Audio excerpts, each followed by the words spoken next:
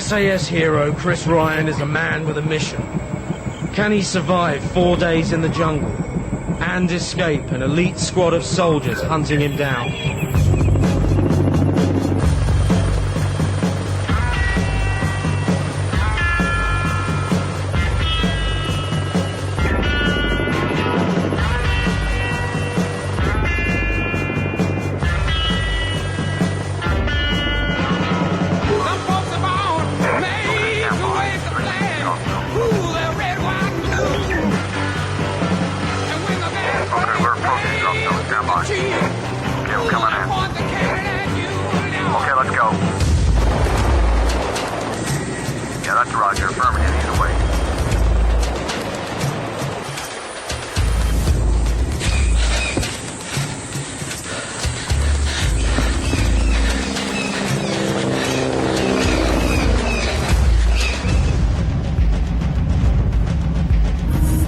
Chris Ryan served 10 years in the SAS and carried out covert military operations around the world.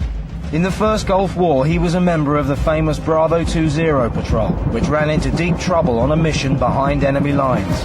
Within 2 days, we were discovered by a goat herder, who then brought in a local militia force, and then a firefight ensued. 3 of the patrol died, and 4 were captured. But Chris escaped by walking 300 kilometers through the Iraqi desert. I blistered my feet on the first night, and they became infested wounds.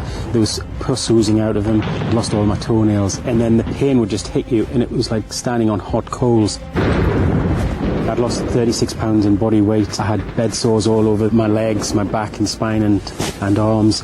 I went through hell.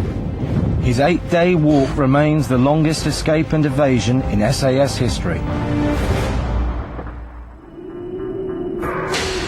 Now he must prove himself again in a grueling test of mental and physical strength. His mission is to retrieve a cache of secret communications equipment buried in the jungle and then rendezvous with a rescue boat in 4 days' time. Right, what I'm going to give you then is... Against him is a 4-man hunter force, all highly experienced ex-Special Forces soldiers. The composition, Kenny, you're going to be the patrol commander for this one, okay? Situation in enemy forces. There are signs of... There are no rules. If Chris Ryan retrieves the cache and makes his rendezvous with the boat, he wins. If he's caught by the hunter force, they win. Is what we're concentrating on, getting them before they get those caches. Your route is starting off in the south here with a river, and you're then into the primary jungle. Mission then is to capture Special Forces operating in this area.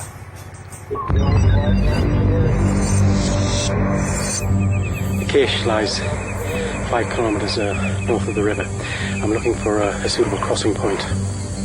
What I've come across is a lot of tracks and they're well used, and there's locals moving up and down the river in small boats. I've got to cross this today to make some headway to get to this cache by tomorrow morning.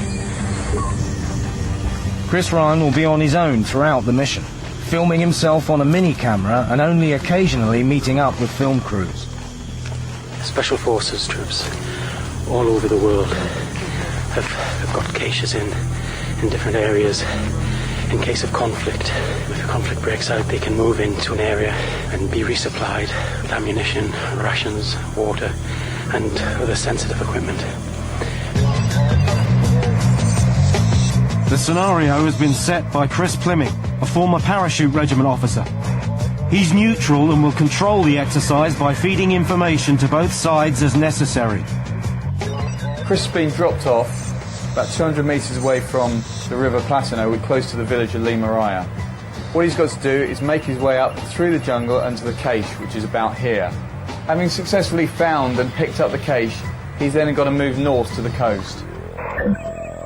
We're in a tropical rainforest. It's humid, it's hot, it's wet, it's rainy, it's full of bugs. It's not the most friendly environment in the world.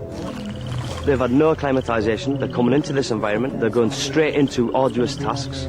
Therefore, their bodies are going to have to adjust extremely fast. They're going to be sweating. They're going to be dehydrated. They can succumb to heat illnesses. They can succumb to heat exhaustion. And they can succumb to heat stroke, which can be fatal. 0. We have reports of enemy activity sighted in the area of 4090. The plan is now we've got a bearing coordinate where we believe there's been a drop-off of Special Forces. The Hunter Force radio operator is Ken Waterhouse, a former Royal Marines colour sergeant and weapons specialist. So what we'll do is investigate this grid reference and see what we come up with. I can just hear a boat moving now. And I think I have been rumbled. It's a Hunter Force.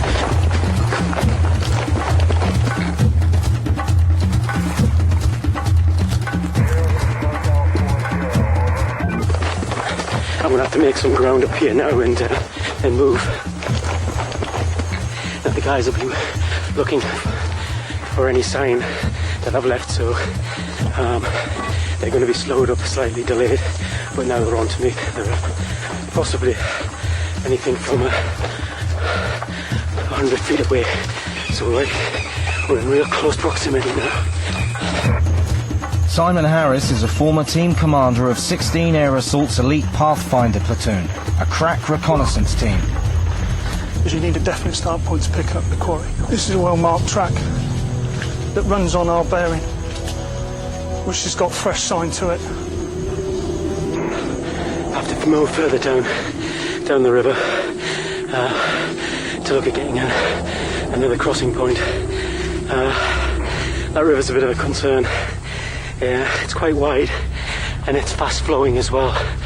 It can be real dangerous, river crossings, for the obvious reasons, and especially in the jungle where you have a lot of trees and debris under the surface.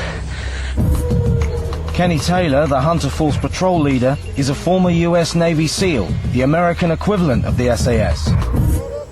If you see somebody else like this, maybe walking, one man. Walking through here, one man? This directo? Okay. Gracias. It was about 5 minutes away. I think we might have something. Nick Teta is also a former US Navy SEAL and anti-terrorist expert. The Hunter Force are hard on Chris Ryan's tracks, but he's hoping to throw them off by crossing the river. So there's a prominent bend on this river. It's a good kilometre away from where I saw the Hunter Force come in. So I'm hoping that I'll be able to get across there and at least get one or two more hours of walking towards this cache, which will break the back for tomorrow.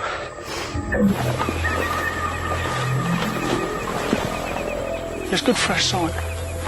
If we pick up something conclusive, then we'll follow it.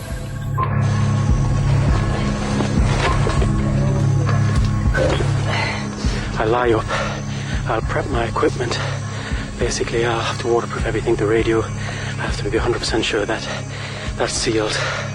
I'll use my rucksack as a flotation aid. I lash my weapon down. All the air that's trapped in the clothing inside the rucksack and the waterproof bags will keep it afloat.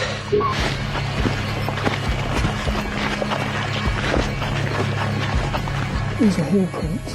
They're running on this bearing. It's good. I think you're ready to get a strong sign. I mean, it runs right way up. You can see this log. That's been brushed past. Size on some good tracks, okay? We know that this is a good point. We got some good sign. Nick, if you can hit this, mark it on your... We lost satellites, but I'll see what I can do. Okay.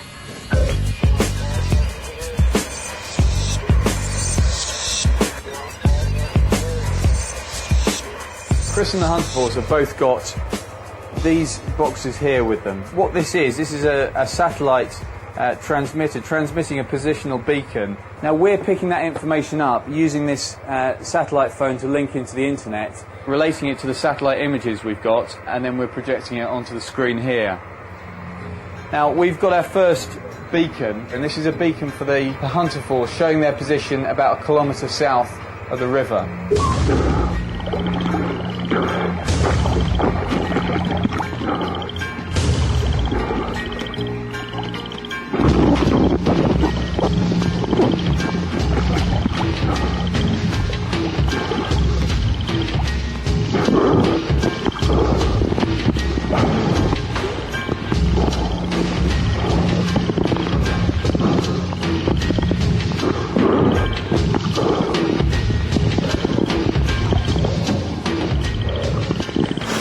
What I'm going to do now is get away from the riverbank and rest up.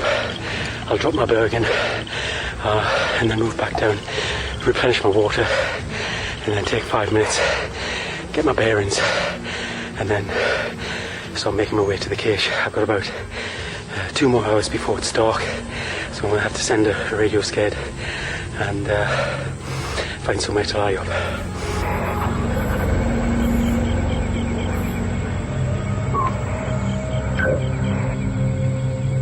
When I saw the hunter force coming up, I'm sure that they found my location and followed me into the jungle.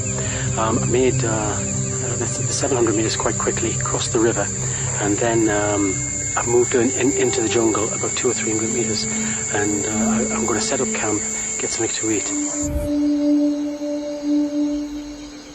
You know, in this environment, especially this jungle, it's the plant life that's the biggest enemy. So when you start losing light, it's when it's more difficult. And it's one of the reasons that we're not practicing moving at night out here, because you can't see. It gets pitch black. So once the sun starts going down, set camp, get ready for the next day. Got my gear underneath here so it stays dry. Go around, we'll check the perimeter. Yeah, just bed down and get ready for another day tomorrow. I would never claim to be an expert on this jungle because people who've been living here all their lives still have a lot of unanswered questions about this place. Been staying on top of my hydration, drinking water, drinking plenty of water, and I still feel dehydrated.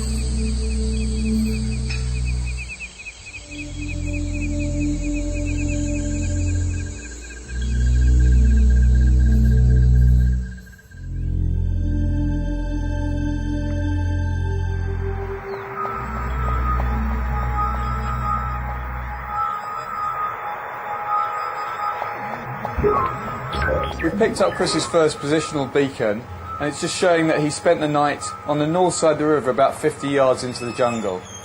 What he's got to do today then is head north up through this spur of land, through the jungle, up to the case site, which is actually underneath this cloud. My jungle experience mainly takes place in Southeast Asia.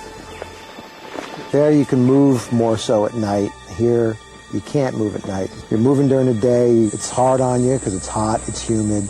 You got to layer yourself to protect your arms from bugs, animals of sorts, vines that can do things to you, and you got to drink lots of water. They need to be drinking in this environment with the workload they're doing between 8 and 12 litres of water per day. It is a hell of a volume of water, but they'll probably sweat 50% of that out as well. I've just had a 5-minute break.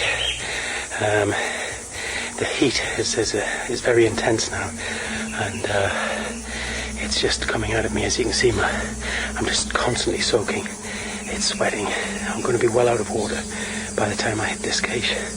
On the cache report, it does say that there is water in there. I just hope it's still all right. I can't stand the jungle personally, to tell you the truth. I don't mean to say I can't operate in the jungle. We can operate in most environments. You're constantly sweating, you're constantly carrying more kit than what you would normally carry.